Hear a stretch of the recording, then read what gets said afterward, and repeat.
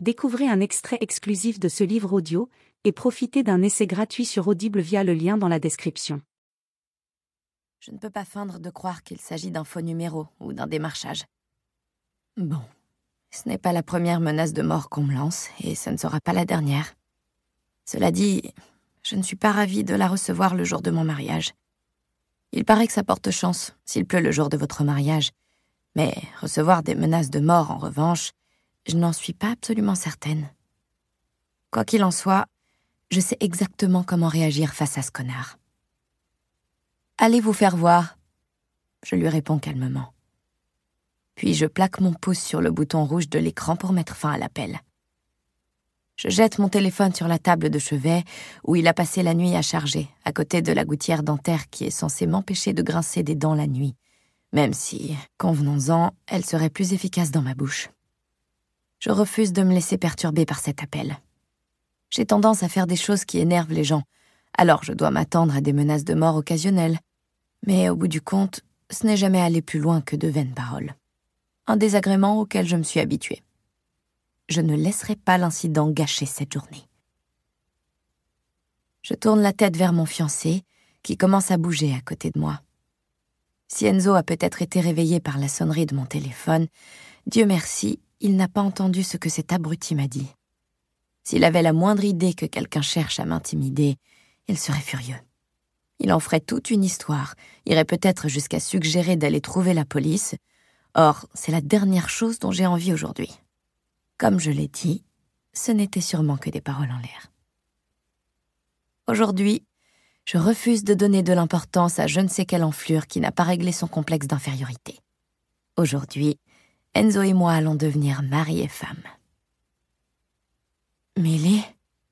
murmure-t-il, son accent italien plus prononcé au réveil. « Qui était au téléphone ?»« Un télévendeur. » Je lui mens. Il fait la grimace parce qu'il déteste les démarcheurs téléphoniques. Il aurait détesté encore plus la véritable raison de cet appel, mais il ne l'apprendra jamais. Enfin, si ça se reproduit, il faudra bien que je finisse par le lui dire, mais pas aujourd'hui. Enzo se frotte les yeux en s'asseyant péniblement. Ses cheveux noirs partent dans tous les sens et sa mâchoire est couverte d'un début de barbe. Pourtant, mon fiancé est sexy en diable dès le matin. Et ce n'est pas peu dire, car son niveau de sex-appeal de base est assez élevé. Puis les couvertures tombent, révèlent les muscles durs de son torse, et j'oublie tout de ce stupide coup de fil. Dans 4 petites heures, cet homme va devenir mon mari. Mon mari. Nous allons nous unir, avec les alliances et tout le reste. Nous sommes en couple depuis longtemps et avons traversé l'enfer ensemble. Pourtant, je n'ai jamais vraiment cru que ce jour viendrait. Je pose doucement une main sur mon ventre arrondi.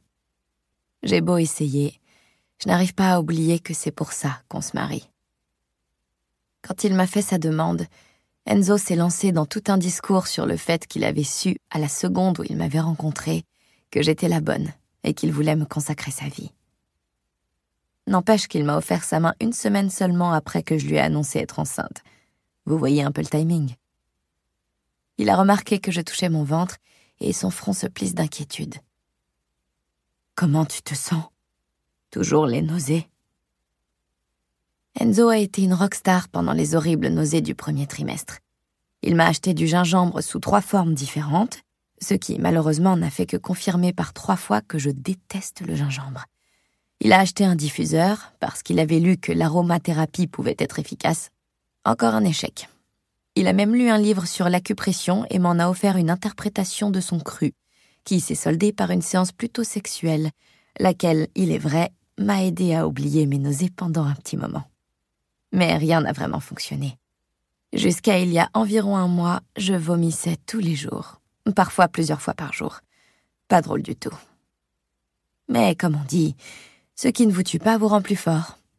Si je peux supporter de vomir 2 fois par jour, je peux supporter qu'un trou du cul de trouillard me menace au téléphone. De plus, je sais qui est ce type. Enfin, je ne connais pas son nom, mais au cours des dernières années, j'ai aidé un certain nombre de femmes à échapper à un mari violent.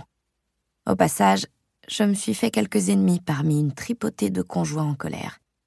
Je ne sais pas lequel de ces mâles dominants a une subite envie de me trancher la gorge, mais c'est certainement l'un d'entre eux. Livre audio complet gratuit disponible en description de cette vidéo.